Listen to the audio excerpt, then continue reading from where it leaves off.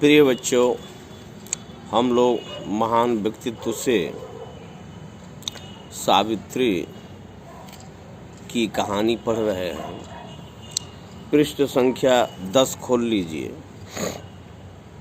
और ऊपर से दूसरा पैराग्राफ देखिए कि विवाह के, और मेरे साथ आप लोग भी पढ़ने का प्रयास कीजिए। दूसरा पैरा देखिए जो चित्र के बगल में है। विवाह के पश्चात सावित्री वहीं आश्रम में रहने लगीं। उन्होंने अपने सास ससुर तथा पति सत्यवान की सेवा में अपना मन लगा दिया।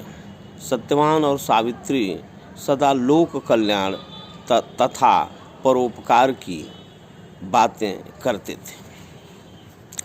सावित्री दिन भर घर का काम काज करती थीं।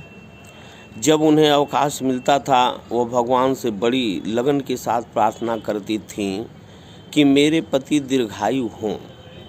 ज्यों-ज्यों समय, दीर्घायु का मतलब लंबी उम्र हो, ज्यों-ज्यों समय निकट आता गया उनकी चिंता बढ़ती गई। जब सत्यवान के जीवन के 3 दिन शेष रह गए, सावित्री ने भोजन भी छोड़ दिया और दिन रात प्रार्थना करने लगी। लोग भोजन करने के लिए समझाते, किंतु वह सबका अनुरोध टालती रही। तीसरे दिन जब सत्यवान जंगल में लकड़ी काटने जा रहे थे, सावित्री भी उनके साथ चली। सत्यवान ने समझाया कि तुम 3 दिन से व्रती हो, तुम न चलो, किंतु वह नहीं मानी और सत्यवान के साथ वन में चली गई। सत्यवान एक पेड़ पर लकड़ी काटने के लिए चढ़ गए। थोड़ी देर में उन्होंने बहुत सी लकड़ी काट कर गिरा दी। सावित्री ने कहा, अब लकड़ी बहुत है, उतर आइए। सत्यवान पेड़ से उतरे। उन्होंने कहा, मेरे सिर में चक्कर आ रहा है। सत्यवान धीरे धीरे बेहोश होने लगे और कुछ ही क्षण में उनके प्राण पखेरु उड़ गए। यद्यपि सावित्री जानती थीं, फिर भी जब उन्होंने अपने पति को निष्प्राण देखा, वो विलाप करने लगी। इसी समय उन्हें ऐसा जान पड़ा कि कोई भयानक किंतु तेज पूर्ण परछाई उनके सामने खड़ी है। उसे देखकर सावित्री भयभीत हो गईं। न जाने कहाँ से उनमें बोलने का साहस आ गया। उन्होंने कहा, प्रभु आप कौन हैं?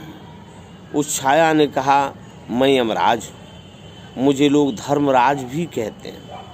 मैं तुम्हारे पति के प्राण लेने के लिए आया हूँ। तुम्हारे पति की आयु पूरी हो गई है, मैं उनके प्राण लेकर जा रहा हूँ। इतना कहकर यमराज सत्यवान के प्राण लेकर चलने लगे। सत्यवान का शरीर धरती पर पड़ा रहा। सावित्री भी यमराज के पीछे पीछे चलने लगी। थोड़ी देर बाद यमराज ने मुड़कर पीछे देखा तो सावित्री भी चली आ रही थी। यमराज ने कहा, सावित्री तुम कहाँ चली आ रही हो? जिसकी आयु शेष है वो हमारे साथ नहीं आ सकता, लौट जाओ। इतना कहकर यमराज आगे बढ़े। कुछ देर बाद यमराज ने फिर मुड़कर देखा तो सावित्री चली आ रही हैं। यमराज ने कहा, तुम क्यों मेरे पीछे आ रही हो? सावित्री बोली, महाराज मैं अपने पति को कैसे छोड़ सकती हूँ? यमराज ने कहा, जो ईश्वर का नियम है वह नहीं टल सकता। तुम चाहो तो कोई वरदान मुझसे मांग लो। सत्यवान का जीवन छोड़कर और जो मांगना हो मांगो और चली जाओ। सावित्री ने बहुत सोचकर कहा, मेरे सास और ससुर देखने लगें और उन्हें उनका राज्य मिल जाए। यमराज ने कहा, ऐसा ही होगा। थोड़ी देर बाद उन्होंने देखा कि सावित्री फिर पीछे पीछे चली आ रही हैं। यमराज ने सावित्री को बहुत समझाया और कहा, अच्छा एक वरदान और मांग लो। सावित्री ने कहा, मेरे पिता को संतान प्राप्त हो जाए। यमराज ने यह वरदान भी दे दिया और आगे बढ़े। कुछ दूर जाने पर यह जानने के लिए कि सावित्री गई, उन्होंने पीछे गर्दन मोड़ी। देखा सावित्री चली आ रही हैं। उन्होंने कहा, सावित्री तुम क्यों चली आ रही हो? ऐसा कभी नहीं हुआ कि कोई व्यक्ति सशरीर मेरे साथ जा सके। इसलिए तुम लौट जाओ। सावित्री ने कहा, मैं इन्हें छोड़कर नहीं जा सकती, शरीर का त्याग कर सकती। यमराज चकराए कि यह कैसी स्त्री है, इतनी दृढ़, कोई बात ही नहीं मानती, पता नहीं क्या करना चाहती है। उन्होंने कहा, अच्छा एक वरदान मुझसे और मांग लो और मेरा कहना मानो। भगवान की जो आज्ञा है उसके विरुद्ध लड़ना बेकार। सावित्री ने कहा, महाराज यदि आप वरदान ही देना चाहते हैं तो यह वरदान दीजिए कि मुझे संतान प्राप्त हो जाए।